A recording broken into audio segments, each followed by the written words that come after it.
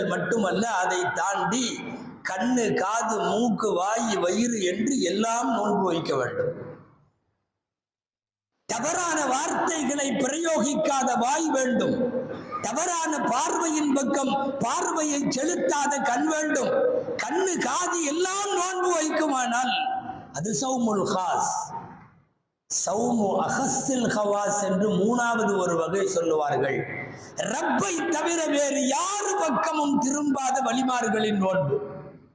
அவங்கள்ட்ட நோன்பு விடுறதுன்னா என்ன தெரியுமா? துனியாவின் எதையாவது அனுபவித்து விட்டாலே நோன்பு போயிடும். அந்த மாதிரி ரப்பை மாத்திரம் உள்ளத்திலே வைத்துக் கொண்டு தன் நகர்வுகளை அமைத்துக் கொள்ளுகிற நல்லோர்களின் நோன்பு உண்டு.